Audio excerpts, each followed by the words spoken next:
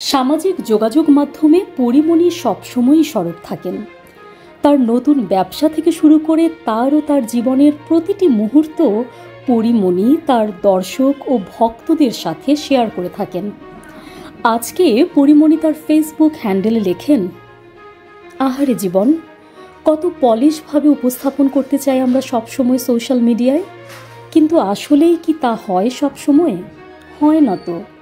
এই যে আমি, কত অসহায় লাগে আমার নিজেকে যখন একা একা খেতে বসতে হয়। শুধু এই একটা সময়ই আমার নিজেকে বড্ড একা লাগে, এতিম লাগে। নানা ভাই বেঁচে থাকতে কোনো দিন বুঝতে পারি নাই আমি এমনভাবে একা। কি রাত, কি দিন, কি ঠিক সময়ে, কি অসময়ে যখনই খেতে বসতাম নানা ভাই সামনে বসে থাকতো। বাচ্চারা ঘুমালে একটু নিজের জন্য সময় পাওয়া যাবে ভাবি। হাতে জমে থাকা কত কাজ সেরে ফেলবো ভাবি। করিও সবই, শুধু খাবার সামনে একা বসে খেতে আর পারি না। রোজার সময়ে আজ আর সেহরি বা ইফতারে কোনো আয়োজন থাকে না আমার।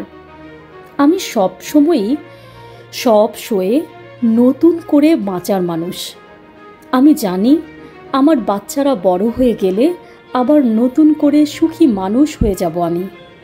সময় বা অসময়ে তখন একা বসে খেতেও তো হবে না আর। নিউজ ডেস্ক, সংযুক্ত।